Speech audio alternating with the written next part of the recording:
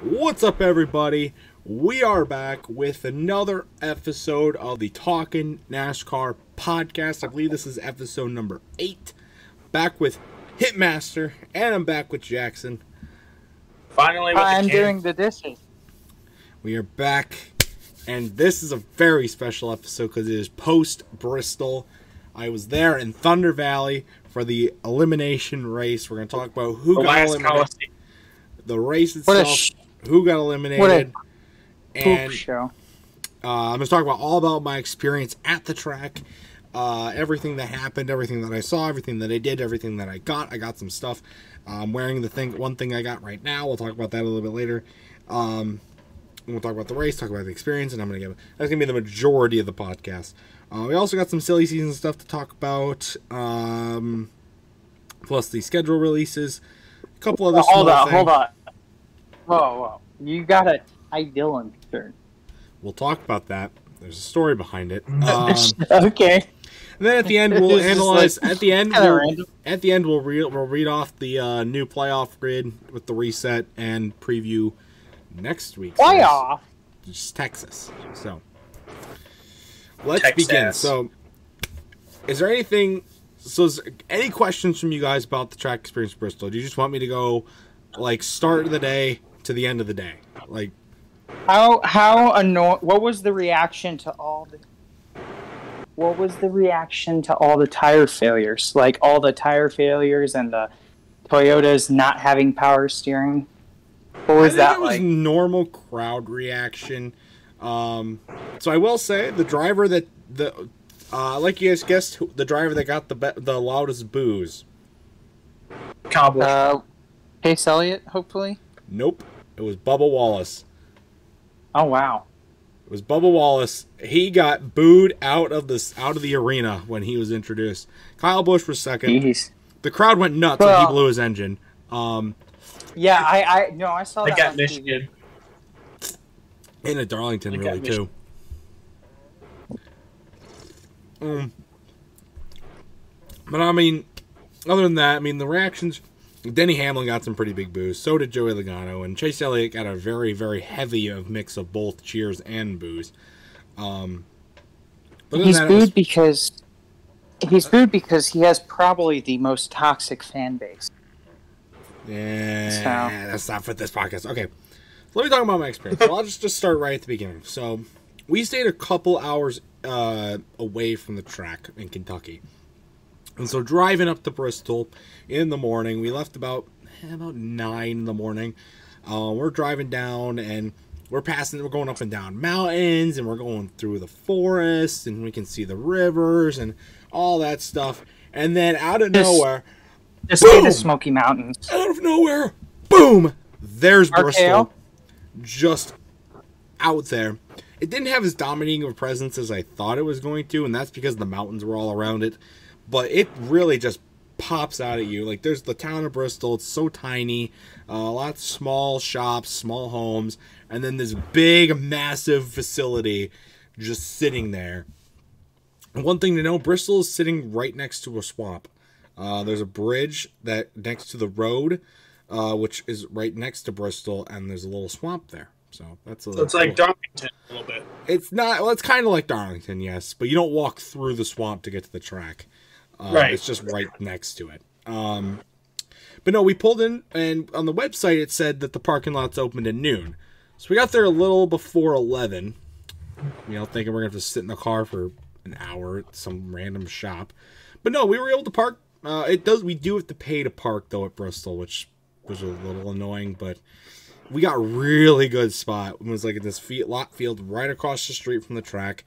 We were able to get in by 11. We were out of the car and we were shopping.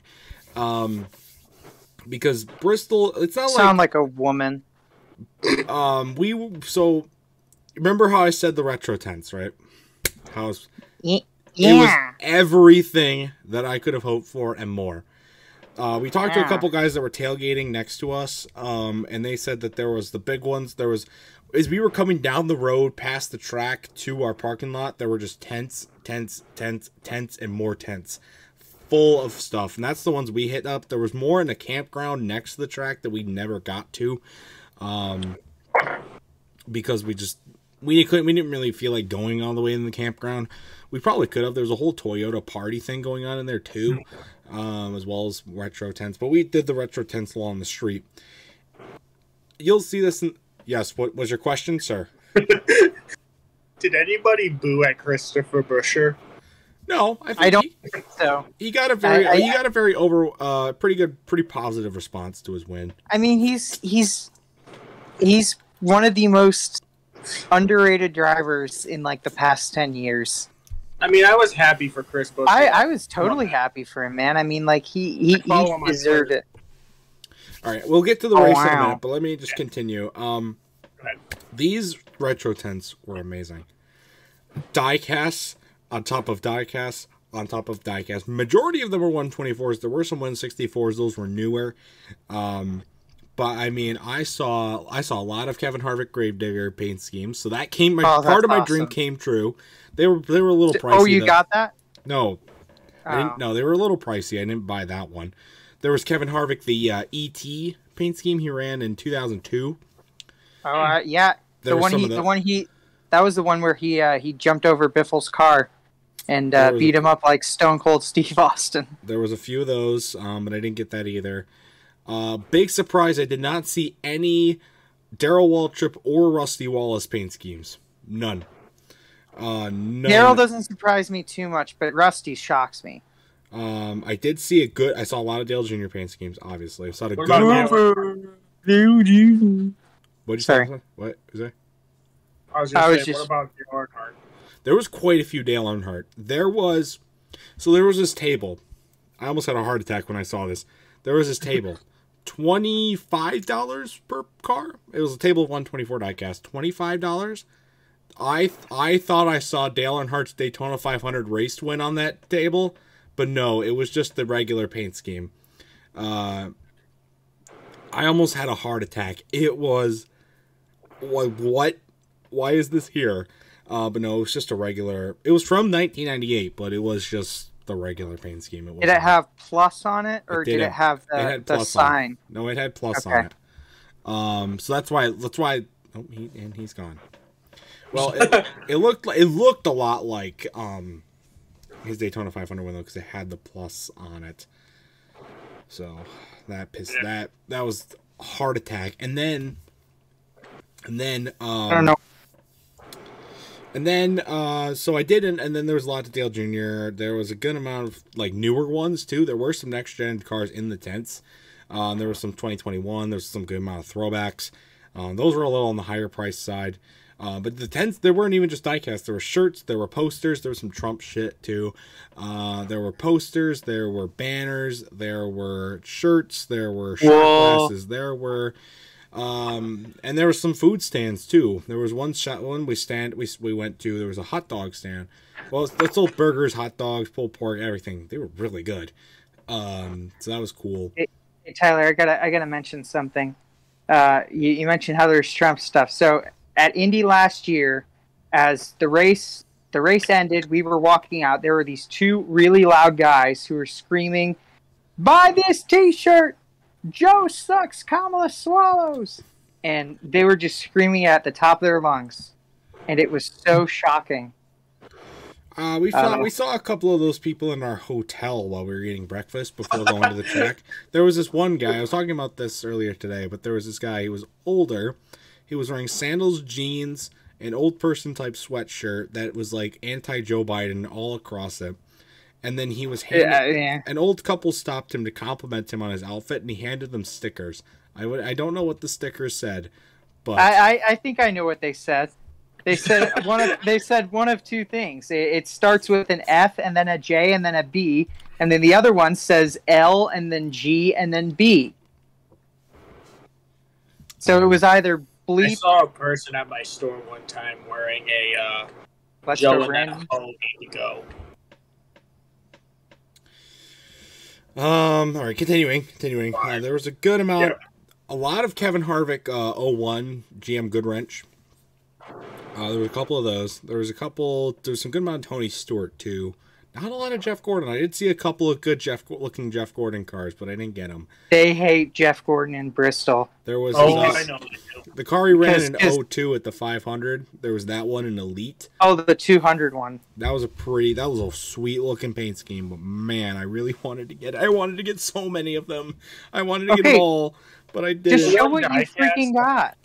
Well, okay, so I ended up getting 4 die casts for about $120. It's a really good price. That's a little. I could get some for cheaper. You got to haggle, Tyler, unless they're marked. Well, unless they're marked. A lot of them were marked, but okay. So let me just pull out what I got. So I got this one. This one was the cheapest. It was this one. These are all I haven't unboxed these on the channel yet. I've done videos on them. I will do that tomorrow at the time of recording this. So I'm not going to actually open them here, but I will say they're all in good condition. I did check them all out before purchasing them. Okay. But this is the first one. Okay, that's awesome. The Gossamer car. There was a lot of these. There was a lot of these, and just this one too. Didn't he run that at Bristol, or did he run it in like a Busch race at Charlotte? I think he ran it at Richmond. Oh yeah, because it has a sticker. Richmond. There's a card in the box that has all of the drivers that ran Looney Tunes paint schemes that weekend. So. Well, no, it wasn't Richmond. They ran those at Charlotte, I thought. Oh. I know.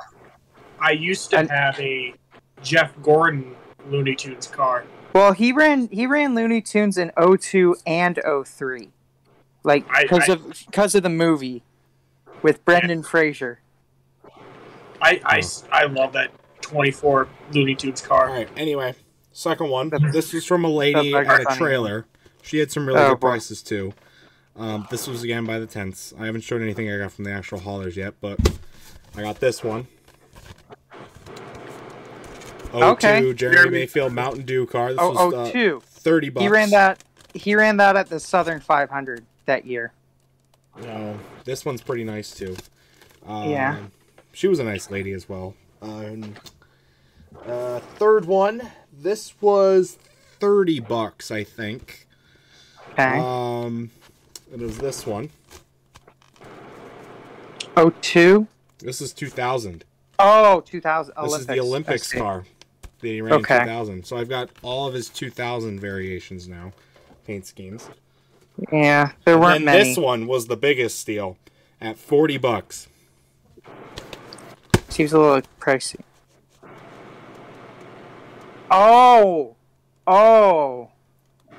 Okay. So, Talladega Race Win 2001 raced version, $40. I saw the American flag and I thought it was the Dover win, and I was like, oh my gosh. Because that was a huge win. That was a huge win. No. Sadly, that one was not there. This was this, and there was also his raced version dual win in 2004. Those are the only 2 raced versions I saw.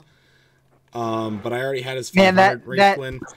Yeah, that dual win is tricky because a lot of people think it's the it's the 500 win, but you got to look at the hood. I almost thought it was. It was on the same table as the Looney Tunes car. Well, you got to look at the hood, and the born on date is different. Well, no, it said on the box dual 125 raced version. So I was like, I was gonna buy it too, and then try and sell it because it was in good condition and everything. But no. So that's what I got from the tents, and then we went back to the car, and then we went over to the actual haulers. And I don't know what they were like at Michigan, but the haulers here were so disappointing. They were. Oh my! They were so much worse than last year. Even the only one that was pretty good in my opinion was that actually surprised me was the Toyota one. Like I was pretty surprised. I was pretty surprised at the Toyota. Roush actually got a hauler this year. They didn't get one last year, but they got one this year. That's true. They did. No, but Trackhouse didn't get a frickin' hauler. I was surprised about that. I don't remember exactly what all of them were. There was like one for like a bunch of Chevy teams. There was Hendrick. Then there was one for Chase Elliott. There was one for just Chase Elliott. There was one for just Kyle Busch. Did they have one? Did they have a Sundrop hauler? They did have a Dale. They had Dale Jr. stuff at the Hendrick hauler. No, there was a hauler next to there was. So we walked into the spot. Oh, you go to just the left. Sundrop. It was Just Sundrop the merch? Bristol Motor That's Speedway awesome. official trailer, then Chase Elliott, then the rest of the Hendrick drivers, and then there was a smaller one that was Sundrop stuff, Dale Jr. That's Motorsports, awesome. and some other Dale Jr. gear that looked really cool. Mm-hmm. I didn't get anything from there, but well, the dude at Michigan, like the Sundrop merch was just pouring out of the Hendrick hauler. It was just like it was around the time where it was like just announced, and it was just gushing with stuff. It was hilarious. So I almost bought it, like a shirt, a Sundrop shirt. I remember but the I didn't. thing they asked at Michigan was, "Do you have the diecast of the Rainbow William Byron car?" And they said, "No, we do not. We just sold out. Person before you just bought the previous one." And I was like, "You fuck." So yes, there were a lot of Dale Earnhardt. There was 2 Dale Earnhardt All-Star paint schemes. Here one, the rainbow one from 2000, which I almost got.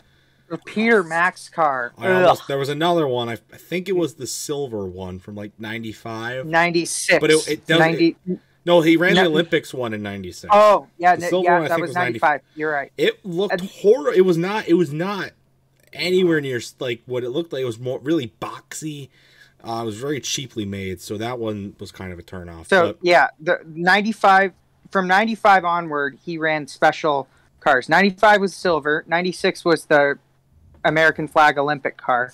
97 was Wheaties. Yeah, I didn't. 98 was Bass Pro Shops. 99 was the Wrangler, and then 2000 was that tie-dye. I think I saw the Wrangler one too, but it was also not like very high quality. Yeah. So, but yeah. So then anyway, so I did end up getting a couple of pins at the official Bristol trailer. There was like an actual like official store. We never saw that. I don't know where it is, but they had official Bristol Motor Speedway merch. We got a hat too, and my dad got a shot glass from there. Can't find them right now. So, but I did get this pin. It's official Bristol Night Race. My camera's so shit. I can't do anything. I got that. And then I got this too. The dirt one. Okay. No, this is just Bristol Motors. But they did have pins for the dirt race. They were sold out. But they were selling dirt race merch there. But hey, Tyler, what was... I'm sorry to interrupt, but what was the reaction to the Let's Get Ready to Rumble? We'll get to that in a minute. Okay. There was a whole thing. He was a big part of the day. Michael Buffer. For a fan interactions, he was a big part of the day. But, so in that area, I'd like to point out, not all the pre-race festivity stuff was in the same area. So the area I'm talking about right now was the shopping area, the tents, and then across the street, the shopping haulers, and there were some signs. There was a really nice sign in the middle of all the shopping haulers. It was Dale Jr.'s famous quote from 2004, "It's Bristol, baby!" They are really marketing that.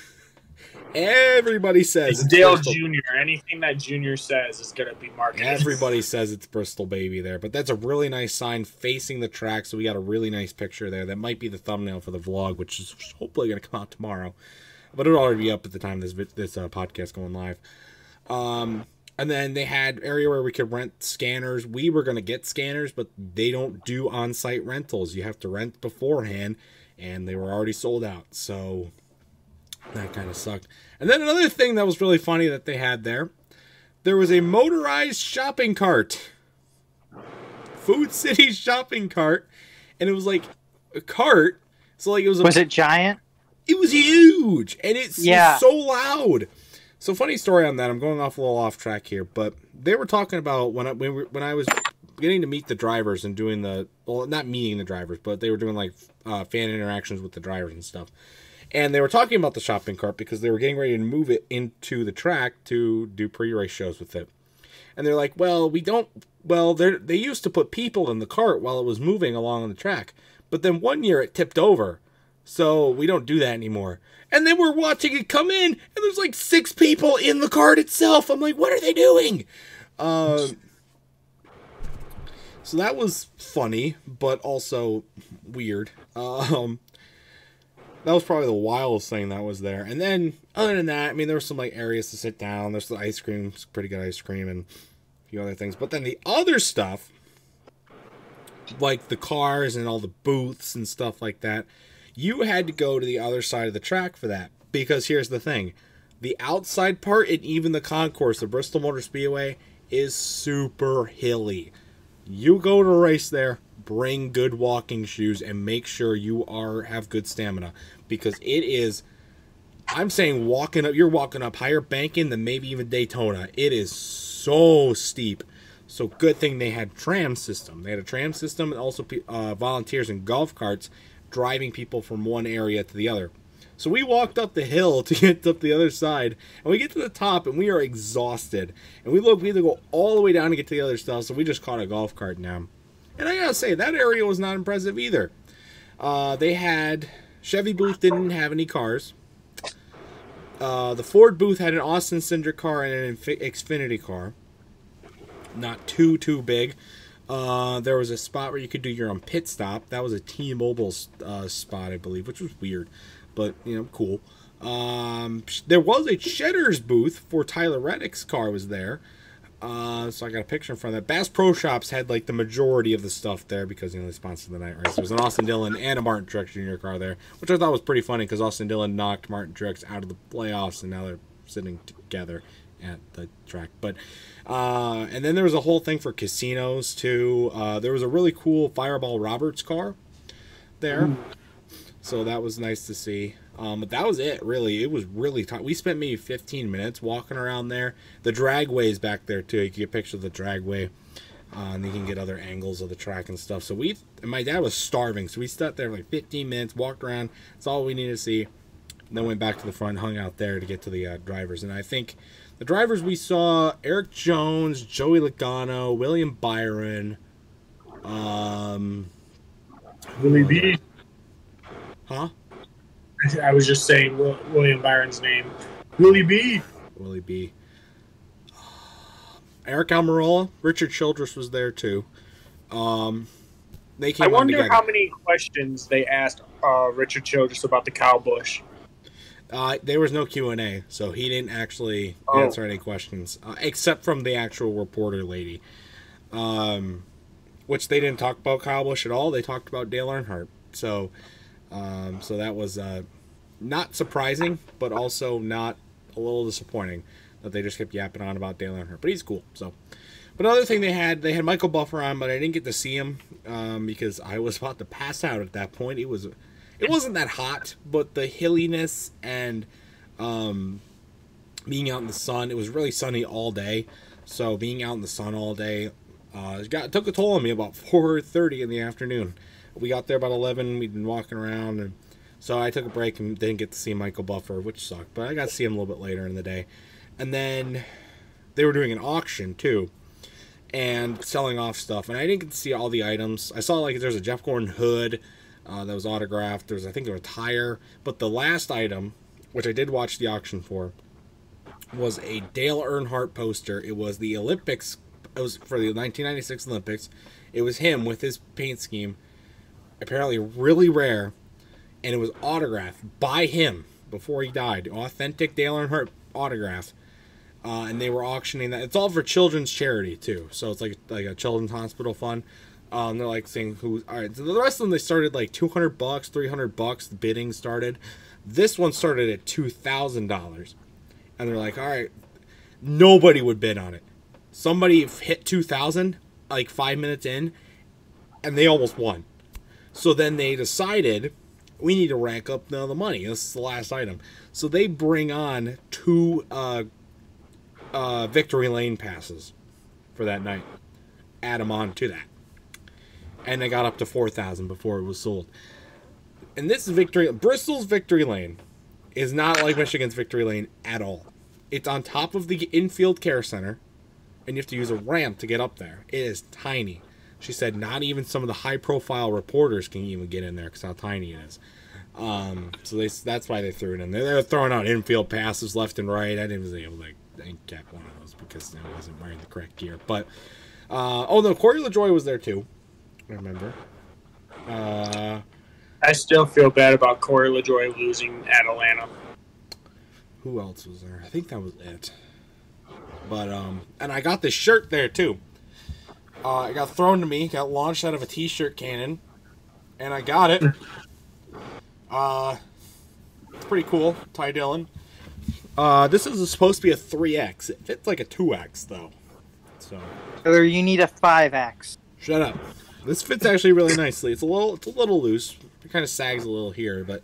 Hey, Tyler! Did you see the picture on my story of the guy that had a sign on his head that said Kyle Busch is a douchebag? Yeah, was that actually at Bristol? Yes. There's a guy at Michigan this year who had a had Brad Keselowski's quote from the Bristol. Kyle Busch is an ass. Kyle Busch is an ass. He had a hat. No, but anyway, the funny thing is that this guy had the world's largest belly. I mean, like, I didn't see it that. was... There was a surprising amount of fat people there. Surprising? But here's the thing, right? About 90% of the people that had coolers there had these one specific kind of cooler. It was called Shitty coolers. SHITI. And I guess they were giving them out or something at the race. I don't know. I saw them at like the casino thing, but like a ton of people had them. One guy had a bunch of like things on it that were like, you know, super right wing. And there was like camo, and there was a lot of people wearing boots, and very country oriented. There was a lot of southern accents. There was a lot of not a lot of racial diversity. I won't go too much into that, but overall, I mean, it's very, very southern style environment. And, yeah, I probably saw more Mountain Dew than I saw alcohol, which is a shock to me. I did see the hard Mountain Dew, the alcoholic Mountain Dew. Somebody was drinking it. I think that's the first time I've seen anybody drinking it. I did not even know Mountain Dew had an alcoholic drink. Okay. It's a very limited release. It's only in like Tennessee and Boston and like I think another place. Somebody was drinking it at the race, which was pretty cool to see. There's a lot of Mountain Dew, a lot of stuff, and you know, you guys kind of expect that you're down in Tennessee and everything. But I mean, by like other than if we didn't do the driver meetup things, we probably would have been done with everything by like 4:30, maybe even earlier than that. To me, the pre-race stuff just really, there wasn't a whole lot to do like I thought there was going to be. You know, being the night race, I thought it was, you know, super popular. Over 100,000 people coming. I'm like, this is going to be a ton of stuff to do, but there wasn't really a whole lot. It was a little disappointing, not too disappointing. I'm not too mad about it because the retro tents kind of saved it. Those were really cool.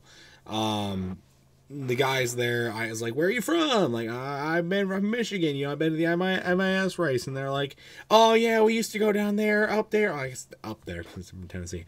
Up there, and we get to sell stuff. It was really, really cool. I used to do that about 10 years ago. And I'm like, well, where'd you go? I want all this stuff when I go to MIS.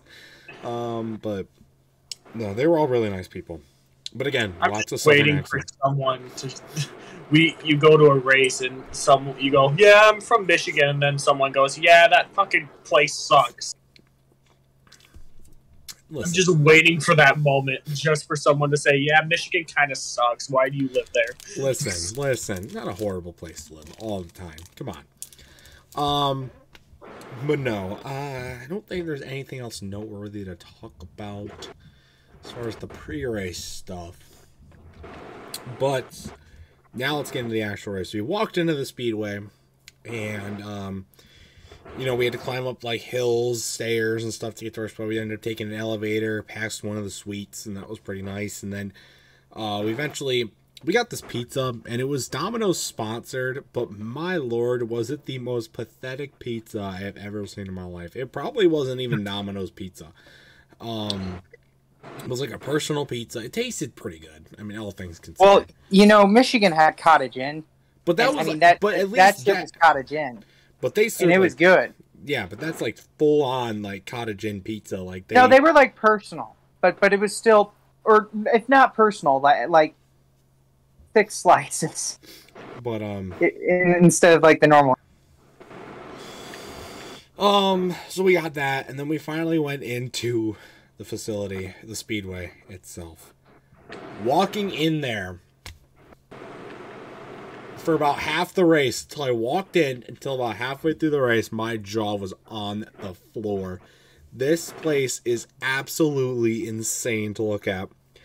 I thought we were sitting on the backstretch. No, we were sitting right near the start-finish line, about halfway up, which was really cool. We were right there. And then that's where I was sitting at Michigan. It's bleacher seating, which, you kind of expect being a NASCAR race, but I mean, the Colossus TV thing is massive, and it's like suspended across the track. The concrete looks so cool. The wall and the light then they got to our left was the great moments in Bristol history when it opened. The two Earnhardt-Labonte clashes, the Kyle Busch's weekend sweep, the football game that was hosted there. All that core stuff, that was really cool to look at. And on the other side, there was Bristol icons honoring like the Allisons with the Wall trip. They didn't have the Earnhardts on there, which was surprising. But they had like Rusty Wallace on there and a couple other guys. So that was I know they have Gordon up there. Yeah, Gordon's there, and I think Jimmy too. Jimmy Johnson wasn't on it. No. I don't even know if Jeff Gordon was. God. I don't even know if Jeff Gordon was there. If you win 7 races, you're going to be there. I could be wrong. Then when the lights, yeah, there was a 3 doors. So there was a 3 doors down concert going on when we walked in, and they were pretty good. I enjoyed their concert. We could actually watch. It was in the infield. It wasn't actually outside the track like I thought it was going to be originally. But we were watching them. They did pretty good. And at the end, they did a really cool like tribute to the U.S. and to the military and stuff like that. And I gotta say, the national anthem, the flyover, and all of that stuff was very, very much, like, so much, like, a more elaborate and better than it is at MIS. Or really any sporting event I've ever been. I don't know if that's because of 3 Doors Down specifically, or that happens all the time at Bristol. But they had this sort of song, and they would hit, like, this certain part, and everybody was putting their finger up like that, like, all at once. It was simultaneous. I couldn't follow along. I didn't know what the song was about. But during the national anthem, they shoot off fireworks across the track. The flyover. I mean, this massive plane is just super low. Like, it almost touched Colossus. That's how close it was. It looked like flying over, that flyover. It was crazy. And then they do the freaking, the little kids sing the national anthem, and their mics are actually cut out for about half of it. Which was, but then people started chiming in and making it okay. But then they did like this light show where you could like tap into, use your phone like a QR code on the app or something, which I never got the app, but you would, you tap in and then you do a light show. They did it twice, I think 2 or 3 times during the race. They did it at the beginning of the race, right after the Great Command.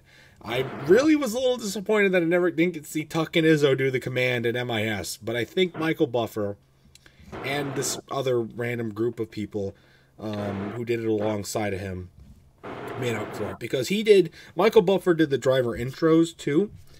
And I talked about all that. Kyle Busch got really booed. Bubba Wallace got massively booed and everything. What they did actually is they introduced all the non-playoff drivers first, then all the playoff drivers in the order that they were running in the points, which threw off me and my dad, because they brought out, when they did the pace laps, all the playoff drivers were up front, which was weird. I didn't think they'd do that, but they did. I think they need to do that more often with playoffs, so that when you're in a race and like it's like the cutoff race, they should really do that, because think about it, then that means we know who to watch. True. It was once I figured out what they were doing, it wasn't that bad, but it was a little confusing because we had listened to the qualifying on the radio driving down the night before, and we knew Almirola had the pole. Like, where is he? Why is he in the back? Why is Joey Logano in the lead? Like, I thought Chase Elliott qualified like 27th. Why is he in third? Like, what is going on? But then this is where it really got real and was epic. He said the thing. He said, "Let's get ready to rumble." He did the thing, and then they did the command, and then the engines fire up. And I was expecting the cars to sound a little bit different than they had in the past. This was a new gen car. They sounded exactly the same to me. They did. So that was at least a little nice to see. But they were loud. Oh my god! From the time they start the engines to the time the checkered flag flew, I could barely hear myself think. It was insane. They fired up, and as the cars are rolling out, they're shooting off fireworks. This light show's going on, so all these like lights are flashing in the stands and stuff like that. It was epic. And then the cars are going around, and eventually they got everything sorted out, and that was just crazy. I got so much adrenaline in my system as they were getting ready to start the race. And everybody was just going insane. And I actually didn't think it was going to... It looked like pre-race. We were hanging out outside the track. It was going to be pretty packed. Like, they were saying, oh, it's a sellout. It's definitely a sellout. This definitely looks like a sellout. I'm like, wow, 153,000 selling out for this race? That's crazy. And then when, like, they're doing pace laps, like, right before the race started, like, oh, it might not even crack 100,000. Then it ended up being like, I think 120-something thousand. It was almost sold out. It was more sold out in turn 1 than turn 3. Turn 3 took a lot longer to fill up.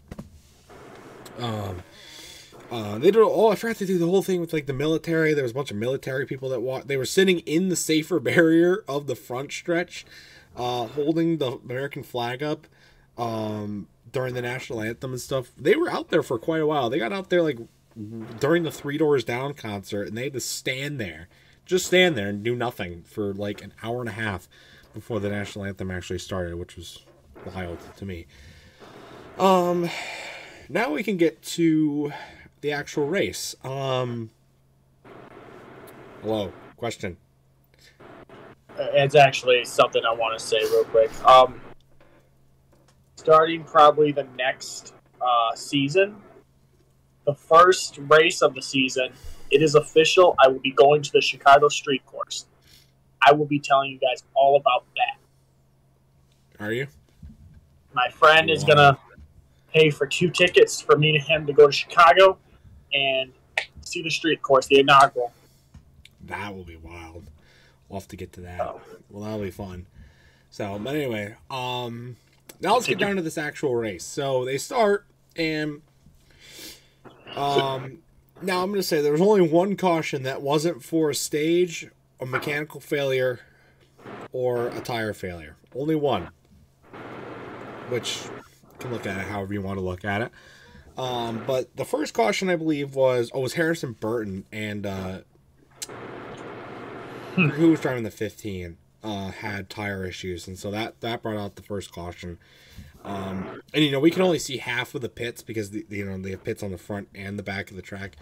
So we were able to watch a good amount of the pit stops. We had Eric Almirola in front of us, Harrison Burton, Ryan Blaney, Joey Logano was even Logano. We had Hamlin in front of us too, and we were watching them. But quite honestly, there was a lot of longer green flag runs than I thought there was going to be. When they got to the conveyor belt, like, it didn't even matter if it wasn't a conveyor belt or it was. It would still roar just as loud as the cars were rolling around the track. It was absolutely crazy. But let's see. I mean, let's see. So, there was this lady a couple rows up from us. Jackson, you want to listen to this if you're still there. There was this lady 2 rows up from us. Her and her daughter, massive Kyle Busch fans, okay? Oh, God. They were going nuts the entire pre-race.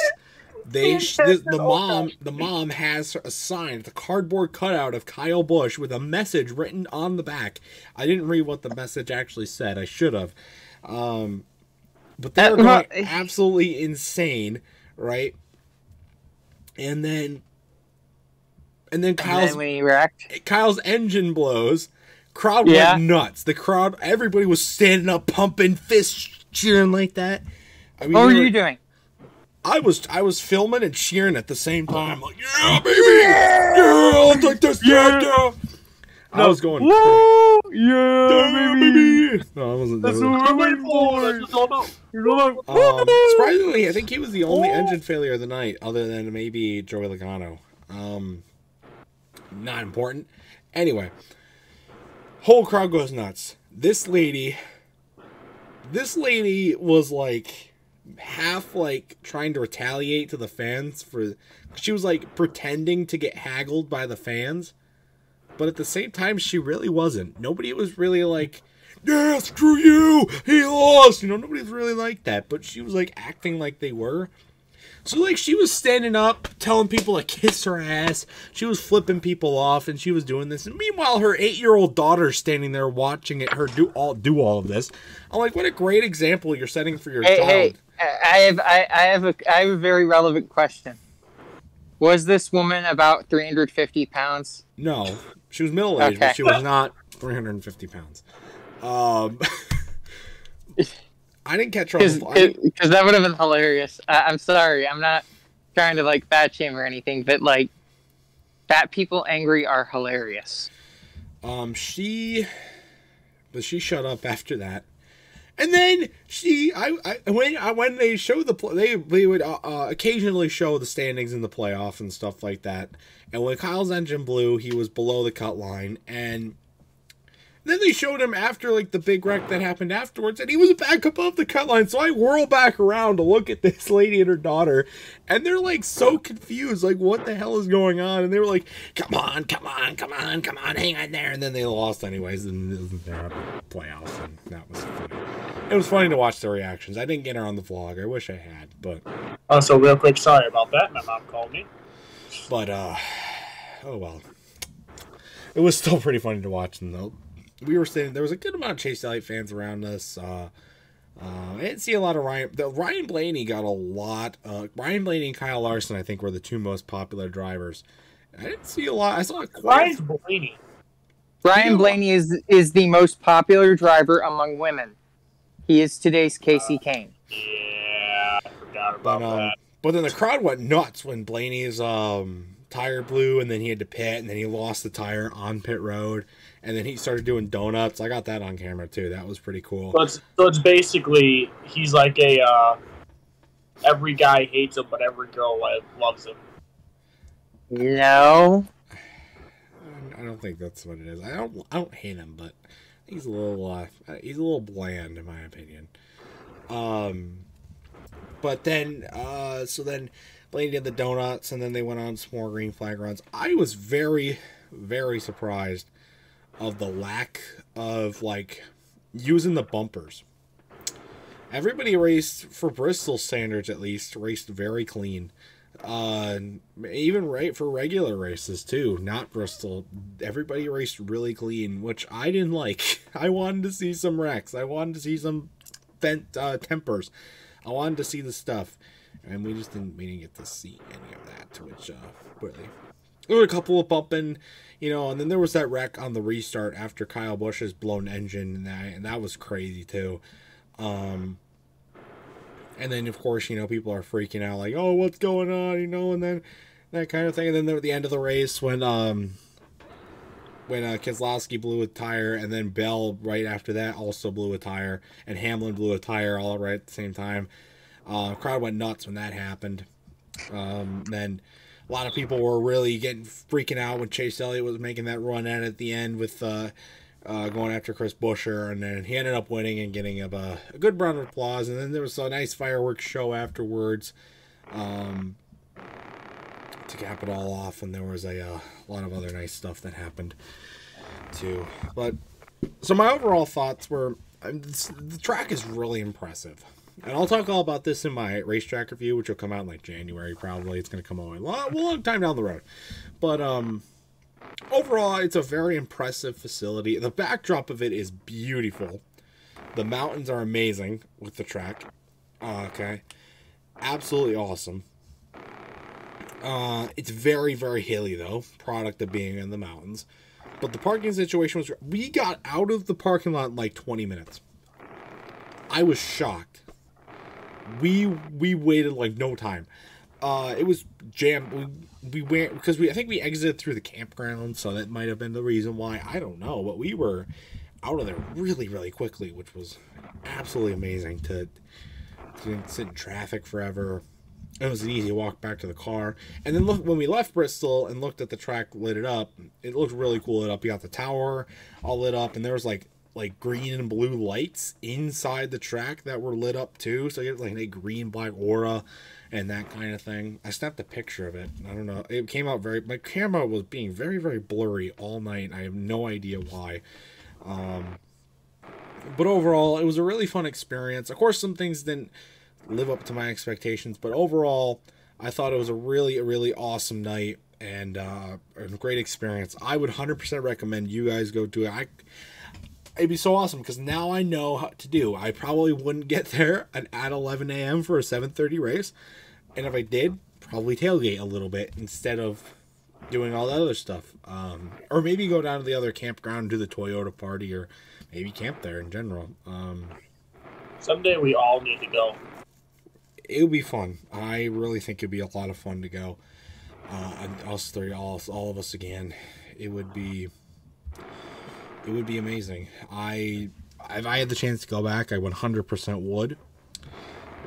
I probably wouldn't stay so far away from the track, but whatever, we figure it out. But no, awesome experience. I had a lot of fun. I'm glad to be home though. Let me show you also a few other things that I got. We stopped in Cincinnati on the way home, so I got some pins at the sports stadiums. I got this Cincinnati Bengals pin right there, and I got a Cincinnati Reds pin too. This is the lanyard they gave us for first-time guests of Bristol. Oh, it's so shitty. Oh, that's the other side. That's why. Hold on. Oh, that was pretty cool. Yo, man. Yeah, first time guest. So that's pretty cool. And then this is the program from the night. It's in newspaper form, so it's not very high quality. But see that. And then I can open it up. And get it there. There's one. Oh my gosh. All the stuff that they were doing. And then on the back, some things as well, what's allowed in there and what's not. They were pretty lax on policies that weren't really actually enforced at all. It said no rolling coolers, yet I saw one in the track. How do you let that get by? That's what happens when you have teenagers running the security stand, because that's what it was. The only thing that angered me when I was at Michigan was me and my friend knew it was going to rain, and we brought umbrellas. We are about to go in, and they say you can't bring that in. I'm like, well, we're screwed. Rip. And rip Jet. I don't know why he keeps popping in and out like that. It's a little annoying that he can never just come onto an episode for full time. But alright, so that's all my experience at Bristol. From your perspective, how was the race? So I watched probably the start of the second stage. I never got to watch the first part because I was at work. But it didn't seem that bad. When Kyle Busch did blow an engine, though, I legit yelled at my TV, "Ha! You suck! You suck! Go back to Hendrick where you sucked at." But he's not going to Hendrick's, going to RCR. It's pretty funny. Yeah. So Chris, it was pretty good on my perspective. So Chris Buescher wins. He becomes the official 19th different winner of the season. He was already locked into the New Year's Eve Spectacular because he won a dual race. But he's locked in now as a 19th different winner. It means everybody in the first round of the playoffs that won was a non-playoff driver, which I think is pretty funny. We had a lot of tire failures, especially out of the Ford camp, but Toyota and Chevy were not Eric Jones had a couple. Harrison Burton had a ton. I feel like every caution at the beginning of the race, Harrison Burton was involved in with a tire issue. Ryan Blaney had his own problems. Truex, Kyle Busch had problems. Joey Logano, Eric Almirola. I honestly thought Harvick was going to win that race. It looked like it. In my eyes, I thought he was going to win that race. He was in fourth right when I got off work, and then I was like, oh, all he needs to do is finish in that position, and he still's not in. So that was crazy. And then we had eliminations. First round is over. Had the first cut. 4 drivers got eliminated. Those drivers were Kyle Busch, Tyler Reddick, Austin Dillon, and Kevin Harvick. Hey! Funny quote by Richard Childress. He's like, he was talking to the reporters before the race, and he's like, well, I'm just trying to hope that, we're going to try and get both our cars in. We hope that both of them can get in, and neither of them made it. So, they both wrecked on the same. Yeah, they both got out because of that wreck. Kyle Busch lost because of the tire failure. Austin Cindric made it in barely, despite having his own problems. Bowman survived, even though he wrecked. Blaney survived, even though he had a lot of problems. So that was absolutely crazy. But we have the final 12. Hopefully Jackson comes back so we can pull up the standings and read them. But we'll see what happens right there. I can pull up the standings too. So the Xfinity and Truck Series playoffs are also set. Those got set at Bristol. I didn't watch the Xfinity or the truck race. We listened to the Xfinity race on the radio going down. I watched the Xfinity, a little bit of the Xfinity, and a little bit of the truck race. Ty Majeski won the truck race, which that was his first win of his career, which congratulations to him. And I just now noticed 2 out of the 3 series had first-time winners. Sorry. Chris Buescher's not a first-time winner. At Bristol, I should say. And Chris Buescher's second win in Cup. Yeah, I realize that now. But, yeah. Jet ski won, truck. Noah Gragson, I almost said Noah Cindric for some fucking reason. Noah Gragson won the Xfinity Series. And what were the odds that the Xfinity Series battle between first and second, the final laps, was a battle between Brandon Jones and Noah Gragson? Pretty ironic seeing the early season circumstances there. The announcer, when he was talking to Brandon Jones, he goes, if you weren't going to that team next year, would you have gave him a bump and run? And he just laughed. Can you really admit that you didn't go for the win because of your contract for next season? Can you really? Do I want to ruin the season, or do I want to win? So if you guys don't know, this is actually new news that we're going to drop right after this. But Brandon Jones is going to be leaving the 19 in the Xfinity Series and going to the 9 at Junior Motorsports, replacing Noah Gragson in the car. Gragson won at Bristol. There were about 3 really drunk fans that were really shitting on Noah Gragson for being a really dirty driver in the pre-race at Bristol on Saturday. I thought that was for what reason? We don't know. I mean, I could see how he was a little aggressive. I did watch the finish after it happened on replay. I could see how they're a little bit aggressive, but I mean, it's Bristol. It's Bristol, baby. What do you expect? I mean, it didn't piss me off that much. I don't know. Didn't really care that much at all. But they're set, so we'll see what happens. We're not going to do big official predictions like we do for the Cup Series, the Xfinity Champions, but we will mention what happens per cutoff race and who wins and everything that happens as far as that as we move on in the podcast. Okay. So there was a change, some more fallout from the Kyle Busch signing situation at the Truck Series, because Kyle Busch Motorsports is going to Chevy. Good in the Truck Series. That meant a couple of their drivers signed with different teams, I believe. I didn't put that down on my notes. I think John under Nemechek. Is he the only one? No, there's John Hunter Nemechek. Whoever drives Chandler Smith, I think, who drives for the 18. Okay. And then whoever drives for the 51. But I think a couple of the drivers left. I think John Hunter left already, or is like planning on signing new contracts or something. I didn't get a full read on that.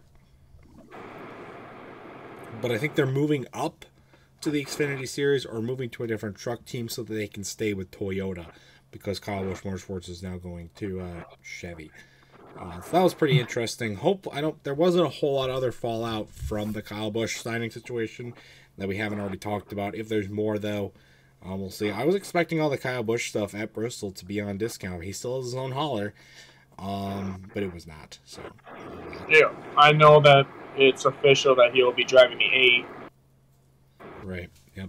So I mean, I don't think anybody wants him to drive the 3, so that's why Richard Childress just said, "You know what? We're gonna push you over here." Yeah, we'll put you in the car that's actually doing good this season, or was until Saturday night. That's actually funny.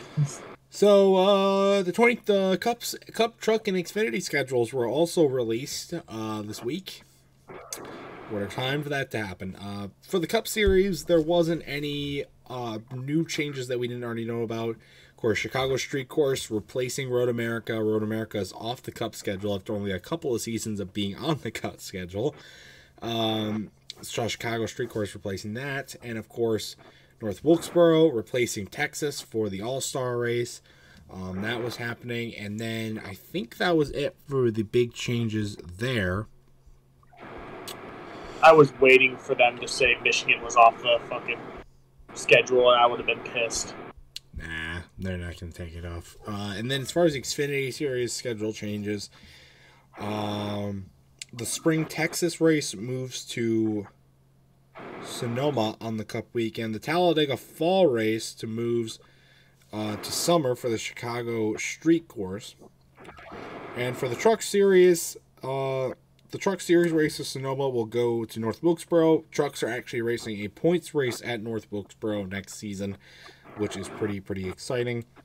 And then also Knoxville. The Knoxville race is now moving to Milwaukee. They're going back to Milwaukee. I guess it's a consultation. The Milwaukee Mile. For leaving Road America, they bring back Milwaukee. Hey, now you can say, you don't have to say the Gander Truck Series anymore. And it's going to be the Gander. You can say the NASCAR Craftsman Truck Series. Craftsman Truck Series. That's pretty cool. So not too much there. I don't know what race we're going to go to next year. Might just be Michigan again.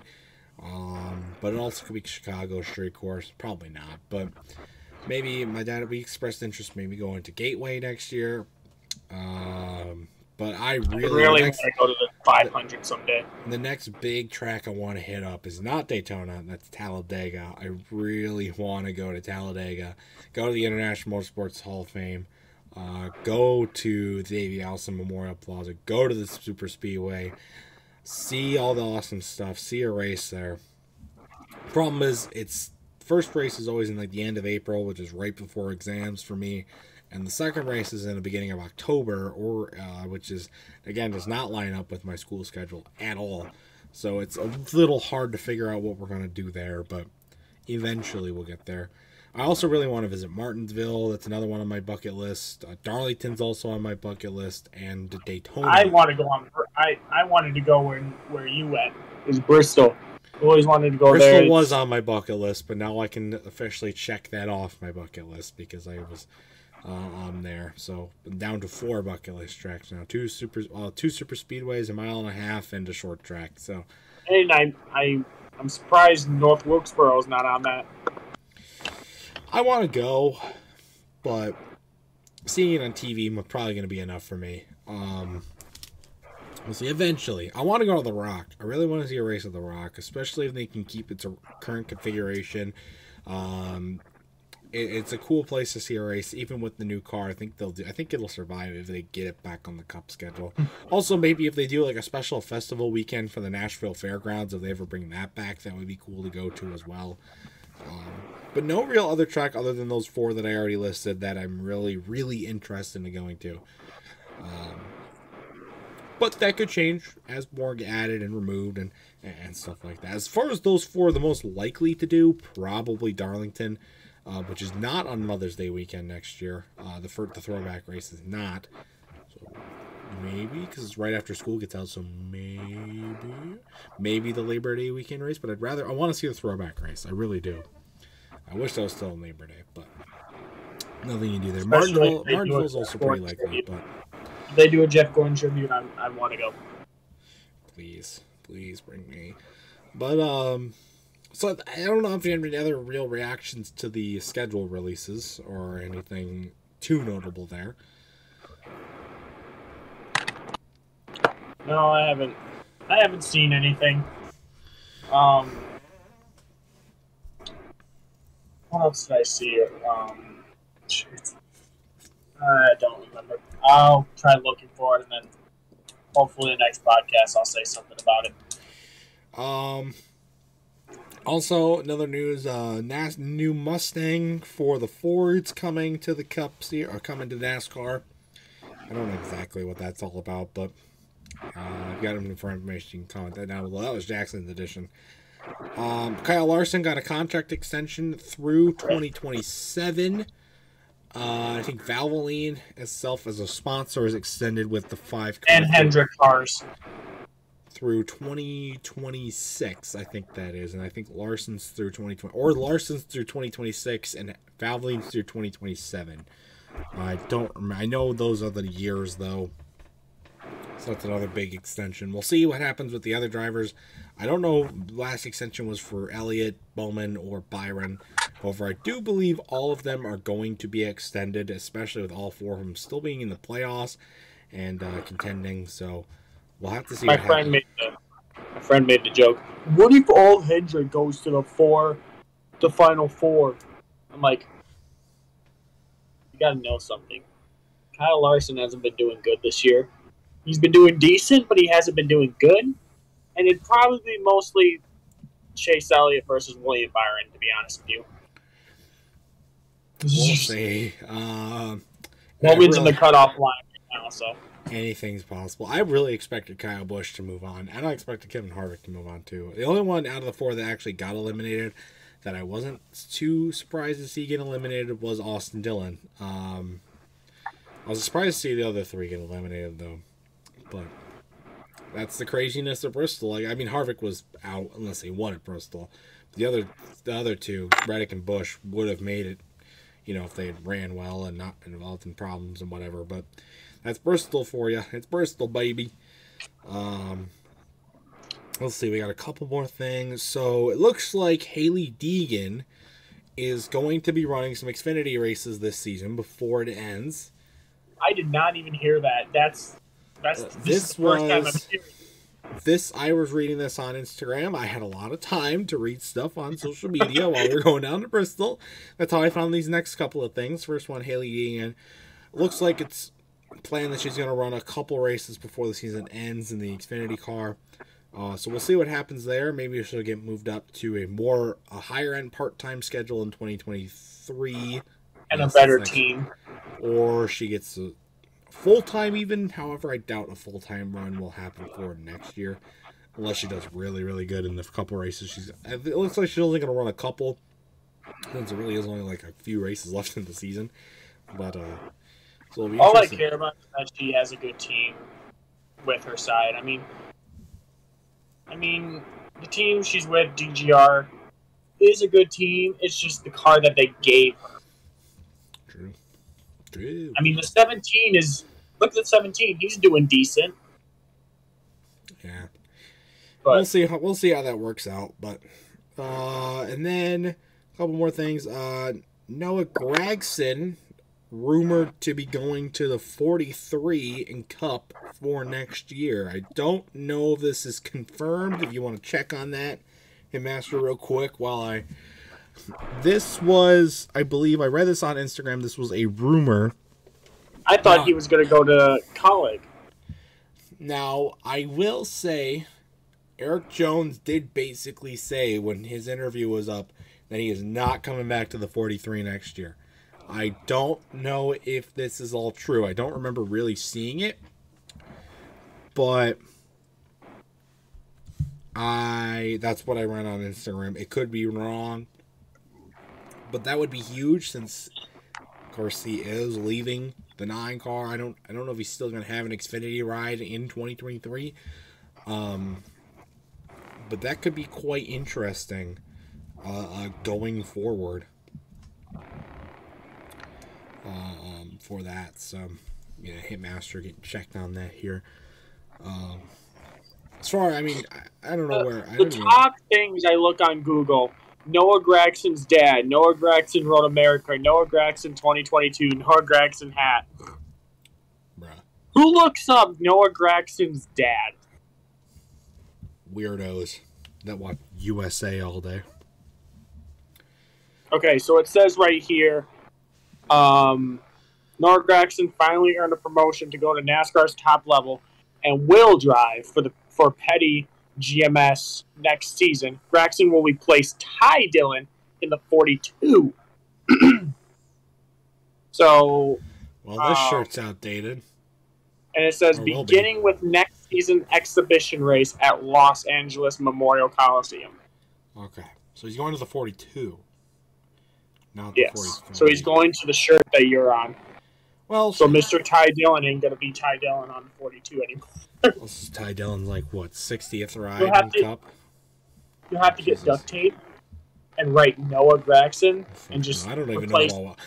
Listen, I don't even know if I'm going to wear this shirt after today. I wore it specifically because I said we were recording the podcast today. I wanted to show it off, and I wanted to see how it fit. That's the only reason why I wore it. Well, that does be interesting to see where Ty Dillon will go next season. I would not be surprised if he doesn't get a ride at all, being that he hasn't been that good, and it's Ty Dillon. He's shown he's not a great driver at all.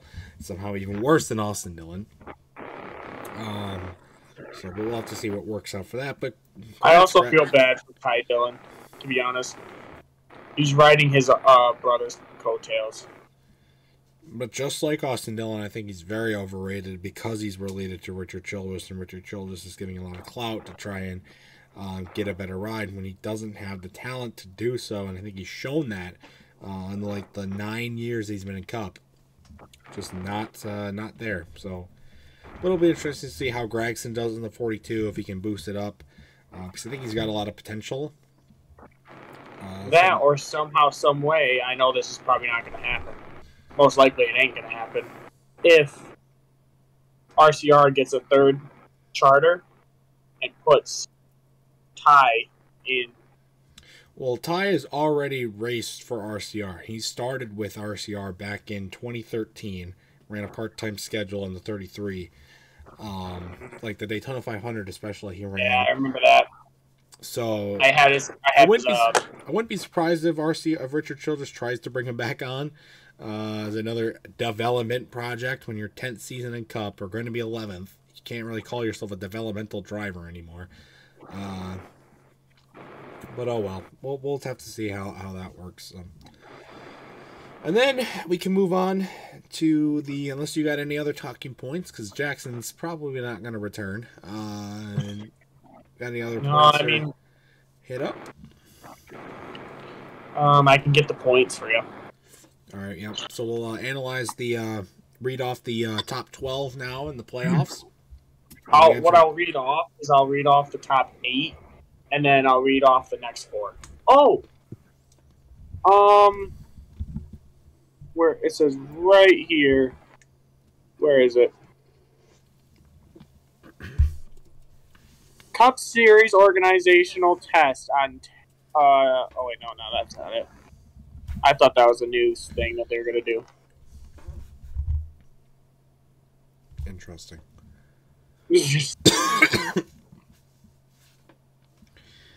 Crazy. Absolutely. I think my favorite Noah Gragson moment was when he won his first race, and he got interviewed for the first time, and all he did was just stare at the fucking camera. Rip. Sounds like North. All right, I got the playoffs up. Right, so, right now, of course, you know that Tyler Reddick, Kyle Busch, Austin Dillon, and Kevin Harvick were out of the playoffs. Bye. The top 8 right now, that technically, if it was, the 3 races to end now, would be Chase Elliott, Joey Logano, Ross Chastain in 3rd, then Kyle Larson in 4th, William Byron 5th, 6th, Denny Hamlin, 7th, Christopher Bell, and 8th, Ryan Blaney. The first 4 out are Chase Briscoe, Alex Bowman, Daniel Suarez, and some odd miracle, he made it in by 2 points against Tyler Reddick, Austin Cindric. Actually, Reddick was like 13th. He came in, listen to this, he came in +2. He got in +2. He's driving the number 2. Sus. But I mean, it was pretty incredible that Cindric even made it because of the tire issue he had early on. And I think it went Kyle Busch, then Reddick, then Dillon, then Harvick. I could be wrong, though. Did it show how, like, their point stands, like how far ahead the top 8 are and how far back the other ones are? Because I think it's going to be pretty tight. So it says right here that Briscoe is -4, Alex Bowman is -6, so is Daniel Suarez, and Austin Cindric is -7. All right. Right now, if I look here, I'll tell you all the 1 through 8 ones. So Chase Elliott's 31 points ahead. No shocker. Joey Logano 16 points ahead. Ross Chastain is 11 points. Kyle Larson is 10 points. William Byron is 6, and a 3-way tie for 6th, 7th, and 8th team. I can't even English. For 6th, 7th, and 8th, they all have the same number, which is 4. So basically, long story short, this next race is going to be very, very crucial for Hamlin, Bell, Blaney, and Briscoe, because they're all tied with 4. Well, I think luckily for some of the drivers that usually qualify well, the next race is Texas. This is probably going to be the shittiest race out of all of them in the playoffs. I can't wait seeing the most shit out of all my life. I won't even be able to watch it. I'm going to be at the Ren Fair Sunday, so I am probably going to miss a good amount, if not all, of the race. So I will have to watch the replays before this next episode. I will have to watch the replay too. I think what I'm probably going to do is tape it on my TV, and then I'll probably watch it. Yeah, I don't know what I'll do, but I mean, it's going to be hard to sit through that race. It's probably going to be so boring.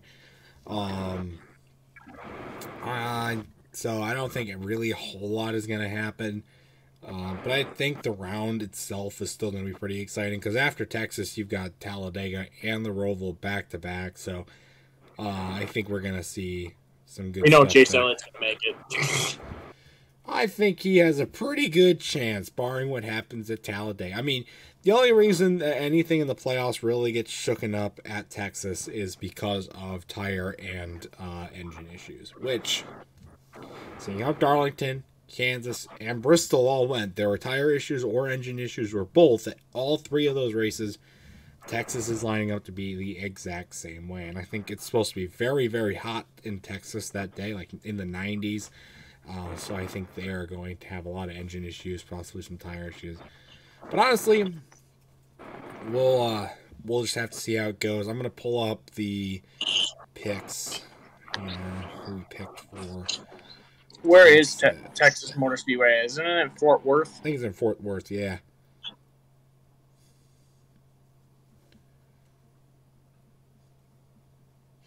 So Sunday it's going to be 95 degrees. Wild. Hardly cloudy. There's definitely going to be some engine failures. Holy crap. Wednesday and Thursday, it's going to be 98. And today, Tuesday, Friday and Saturday are going to be 97 degrees, all sunny. Wow, that's crazy. So, drivers, make sure your cooling systems work. AJ Allmendinger. Make sure your power steering works. Yeah, make sure that like 6 drivers. Mostly Toyotas. Alright, so I'll read off the picks.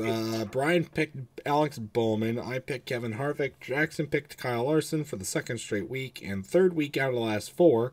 And my dad picked Truex. So, quite honestly, I could see Bowman and Larson, or Larson getting it done. Probably not Harvick being him out of the playoffs. I think his performance is going to... Truex, though, I think he's got a lot of fight left in him. He could possibly get it done. What are the odds that it's going to be a new winner? I mean, Truex would count. Truex would be the 20th different winner. I think Jackson said it's... let's see. He pulled the start of the thread. I wonder if NASCAR's actually gotten 36 different winners.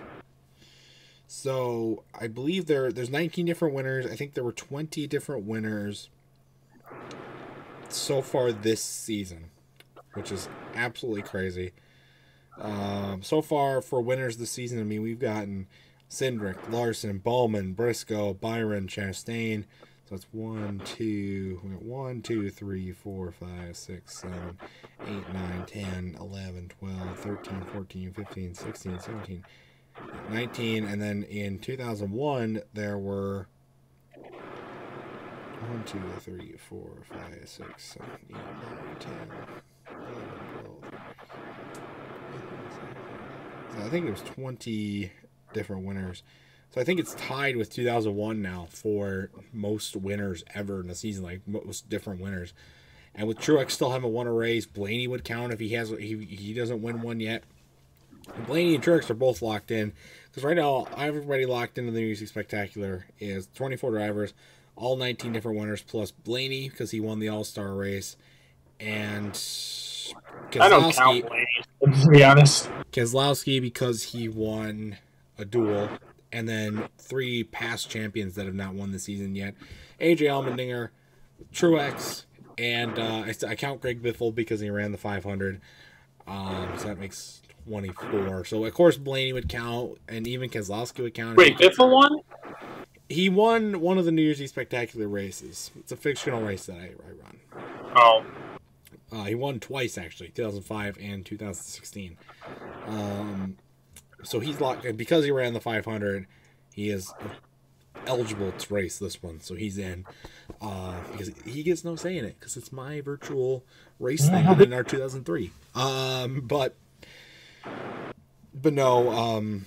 So if we get one more new winner in the last 7 races of the season, breaks the record for most new winners all time. And we can, of course, got Blaney, Keselowski, Truex. That can still all get it done. So it'll be pretty interesting to see how this season wraps up. But, hey, Master, who do you think is going to get the job done Sunday in Texas?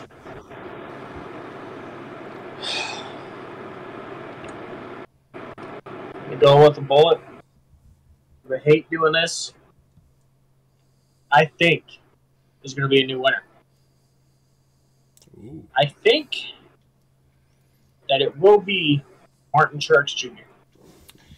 That's not a bad pick, honestly. I think it's either going to be Martin Truex Jr. or one of the playoff drivers. For the playoff driver, I'm going with Ryan Blaney. Huh. All right. Good prediction. Good prediction. I picked. What did I even pick? I think I picked. Oh fuck! I forgot. I picked Harvick. So we'll have to see how that goes. But I don't know. I mean, again, it's really not going to be about skill. It's going to be about who is ever just lucky not to blow a tire or blow an engine or whatever, or is good enough to qualify good or get off the pits. So just thank God Texas is not the All-Star race anymore. Thank God it's down to one date. I wonder if Texas people are like, you know what, people, stop hating on our track. I'm like, no. Stop lying to us that it's a good track. North Wilkesboro is going to come back. North Wilkesboro is going to get high ratings next year. And then in 2024, North Wilkesboro is going to take your playoff date, and you're going to be out of NASCAR dates. So how do you feel?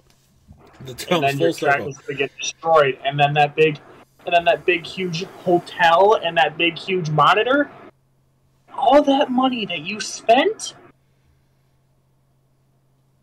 The hotel will probably still stay in business, though. Yeah, if probably. they do change. But the big scoreboard's going to go somewhere else, probably. But I think it's funny because they axed North Wilkesboro for Texas and New Hampshire, and now North Wilkesboro is coming back to take Texas's All-Star date, and it might, if it does good, it might take either New Hampshire or Texas's like regular race date too, which I think would be a lot funny. It would be very funny if they could pull that off. I feel like New Hampshire is really, really, really, really dying out.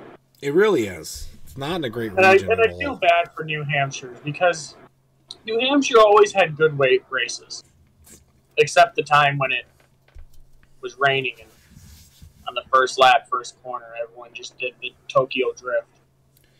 New Hampshire always had some good finishes, but it's more of it's a mile track, and a lot of people promote it like this, the hairpin magic mile, but it's like a fuel mileage track, and there's always a lot of good fuel mileage finishes there, but in recent, it's just not working out anymore for them. I'm sure they can't. It's so tucked away. It's the farthest east that any NASCAR track goes. It's in New Hampshire. Like, what do you do in New Hampshire besides ski? So I think that has a little bit to do with it too. So let's see what its fate is. I personally would be okay if New Hampshire still had a date in the Axe Texas instead. I think that'd be funny to put North Wilkesboro in the playoffs after just one season of trying it out. But we'll have to see how it goes. But that's all for next year. But we'll see how the races. Maybe, we saw Atlanta be good again. We saw Kansas be good. Yep. Can Texas shock the world and actually be good again? My answer is no, but anything's possible in 2022.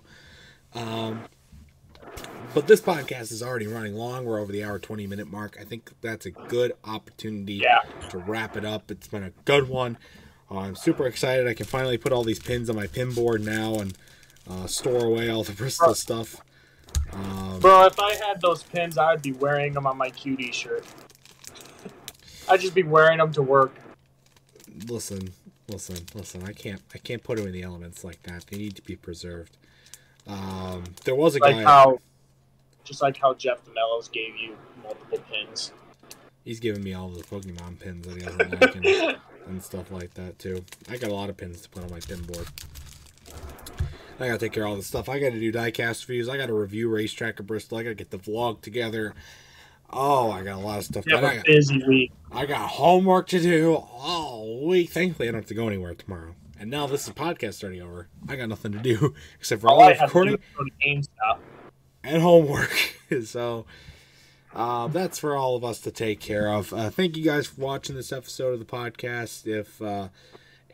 Jackson, if you're watching, man, you got to communicate when you're going to leave or something. We got to get it figured out. But stay tuned for next week's episode. We will recap Texas, preview Talladega, and talk about whatever the hell else comes up in that time. And which will probably be a lot. Which will probably be a lot. Stay tuned for other much more amazing content on the way. Check out Hitmaster, check out Jackson's channel. And until next time, we will see you guys later. Yeah, bye.